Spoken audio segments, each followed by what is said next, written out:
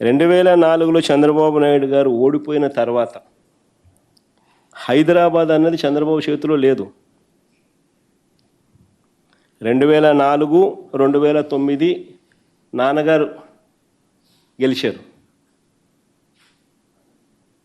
2004లో చంద్రబాబు ఓడిపోయిన తర్వాత చంద్రబాబు నాయుడు ఖాయం చేతిలో హైదరాబాద్ లేదు. 2004 నుంచి 2009, 2009 నుంచి 2014 ఆ 10 ఏళ్ళు నాన్నగారు గెలిచిన పరిస్థితులు.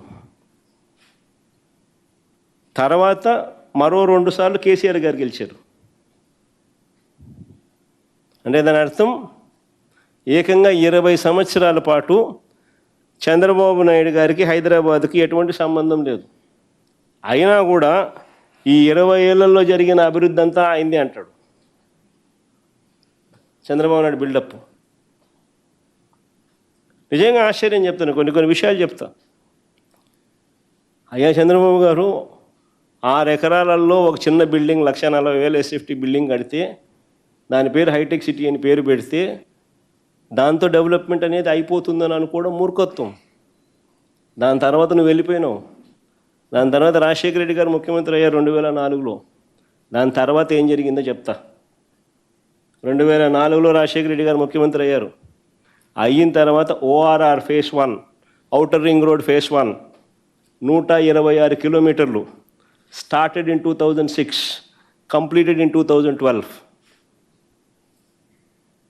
which changed the Hyderabad city.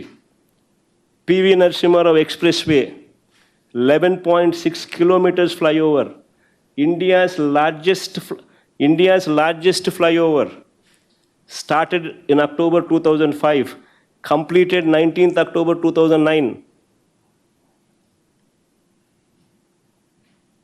Rajasekhara Reddy గారి హయాంలో GMR International Airport, started March 2005, completed 23rd March 2008. ఇవన్నీ రాజశేఖర రెడ్డి గారి హయాంలో స్టార్ట్ చేయడము, కంప్లీట్ చేయడము. 2004 నుంచి 2014 వైఎస్ఆర్ గారి 2 టర్మ్స్లో, అందులో మొదటి టర్మ్లోనే ఎన్ని కంప్లీట్ అయినాయి. ORR 1 2012 దాకా పోయింది, 2006లో స్టార్ట్ అయింది, 2012 దాకా పోయింది. PV Narasimha Rao express highway 11.6 kilometres flyover అయితే అక్టోబర్ 2005లో start, 2009 19th October complete. GMR international airport 2005 మార్చిలో స్టార్టు, 2008 మార్చిలో కంప్లీట్. ఇవన్నీ జరిగాయి కాబట్టే అయ్యా చంద్రబాబు నాయుడు దిగిపోయే నాటికి 2003-04లో రాష్ట్రం నుంచి, అప్పట్లో తెలంగాణ ఆంధ్ర కలిసి ఉన్న రాష్ట్రం నుంచి IT exports, IT and ITES exports, IT and IT related exports చూస్తే 5,660 కోట్లు. చంద్రబాబు నాయుడు దిగిపోయే నాటికి 5 సంవత్సరాలలో వైఎస్ఆర్ గారు ముఖ్యమంత్రి కావడం 2004 నుంచి 2009, 5 సంవత్సరాల్లో ఇవన్నీ వైఎస్ఆర్ గారు చేయగలిగారు. కాబట్టి ఐటీ అండ్ ITES ఎక్స్పోర్ట్స్ ఎంత తెలుసా? 2008-09 వచ్చేసరికి 32,509 కోట్లు. ఎక్కడ 5,650 కోట్లు, ఎక్కడ 32,509 కోట్లు? 5 ఏళ్ళే.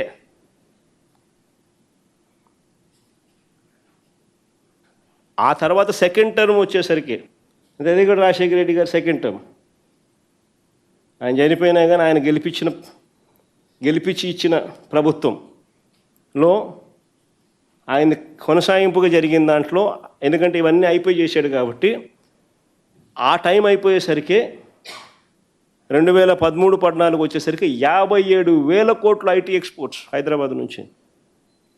ఎక్కడ 5,650 కోట్లు అని చెప్పి నువ్వే హైదరాబాద్ అంతా నేనే కట్టేసినాను, ఐటీ అంటే చంద్రబాబు నేనే అని చెప్పి చెప్పుకునే పరిస్థితి నుంచి, సీ ద డిఫరెన్స్. వేరే వాళ్ళు చేసిన దానికి వాళ్ళ క్రెడిట్ ఇవ్వాలా. దాని తర్వాత ఆయన తర్వాత మన కేసీఆర్ గారు వచ్చారు. ఆయన 2 టర్మ్స్ ఉన్నారు. ఆయన కూడా గొప్పగా నాన్నగారి దగ్గర నుంచి ఎక్కడైతే ఎండ్ అయిందో ఆయన కూడా గొప్పగా అక్కడి నుంచి స్టార్ట్ చేశాడు. చేసి ఆయన కూడా గొప్ప పరిపాలన చేశాడు. దానివల్ల హైదరాబాద్ ఈరోజు ఐటీలో ఆయన 5,650 కోట్ల గురించి మాట్లాడుతా అంటే ఈరోజు ఐటీ ఎక్స్పోర్ట్స్ ఫ్రమ్ తెలంగాణ 2 లక్షల కోట్లు. మరి ఎక్కడ 5,650 కోట్లు నువ్వు వదిలేసింది, ఎక్కడ ఇవాళ 2 లక్షల కోట్లు?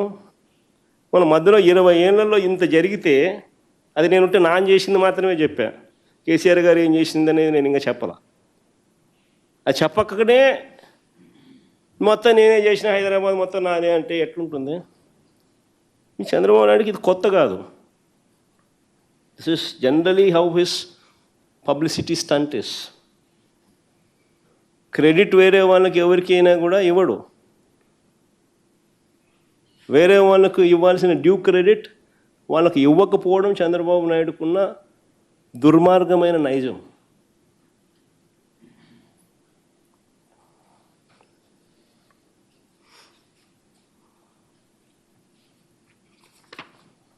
ఒకసారి విశాఖపట్నం, నేను చంద్రబాబు నాయుడు చెప్తాను, విశాఖపట్నం గురించి ఇంత ఆలోచన చేసి, విశాఖపట్నం అన్నది ఎంతో ఇంపార్టెంట్ ప్రదేశంగా అసలు ఆంధ్ర రాష్ట్రం పెరగాలి అని అంటే రేపొద్దున హైదరాబాదునో లేకపోతే కర్ణాటక, బెంగళూరునో, చెన్నైనో తలదన్నే పరిస్థితులకి రావాలి అని అంటే విశాఖపట్నంలో, ఉత్తరాంధ్రలో ఏమేం చేస్తే ఆ స్థాయిలోకి మనం పోగలుగుతాము అని చెప్పి ఆలోచన చేసి అడుగులేసాం మేము వైఎస్ఆర్సీపీ ప్రభుత్వంలో.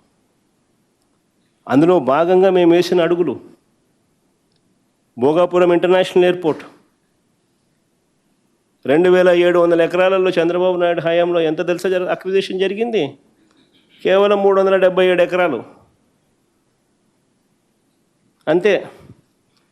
వైఎస్ఆర్సీపీ ప్రభుత్వం వచ్చిన తర్వాత 900 కోట్లు ఖర్చు పెట్టాం ల్యాండ్ అక్విజిషన్ R&Rకు చేసి, ఆ పూర్తిగా ల్యాండ్ కంప్లీట్ చేసి, ఎయిర్పోర్ట్ స్టార్ట్ చేసి, అన్ని అనుమతులు తీసుకొని వచ్చి కన్స్ట్రక్షన్ స్టార్ట్ చేసి 30% కంప్లీట్ చేసినాం.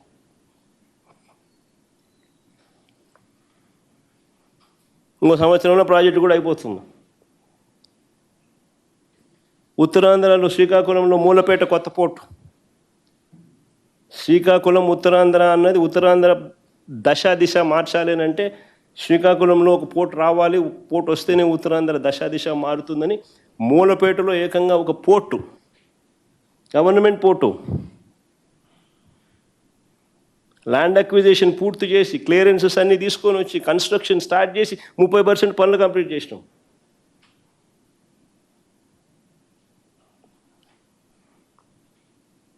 విజయనగరంలో మెడికల్ కాలేజ్ 3 బ్యాచ్లు క్లాసులు కూడా జరిగాయి, కోర్సులు కూడా కంప్లీట్ అయ్యాయి. పాడేరు మెడికల్ కాలేజ్ క్లాసులు స్టార్ట్ అయిపోయినాయి. పార్వతీపురం మెడికల్ కాలేజ్ పనులు జరుగుతూ ఉన్నాయి. నర్సీపట్నం మెడికల్ కాలేజ్ పనులు జరుగుతూ ఉన్నాయి. ఉద్దానంలో కిడ్నీ రీసెర్చ్ సెంటర్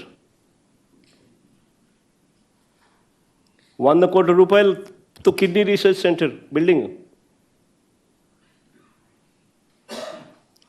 ఉద్దానంలో 600 కోట్ల రూపాయలు ఖర్చు చేసి హిరమండలం నుంచి సర్ఫేస్ వాటర్ తీసుకొచ్చి డయాలసిస్ పేషెంట్లకు పర్మనెంట్ సొల్యూషన్ చూపించే కార్యక్రమానికి పూర్తి చేసినాం. పనులు స్టార్ట్ చేయడమే కాదు, పూర్తి చేసినాం 600 కోట్ల ప్రాజెక్ట్.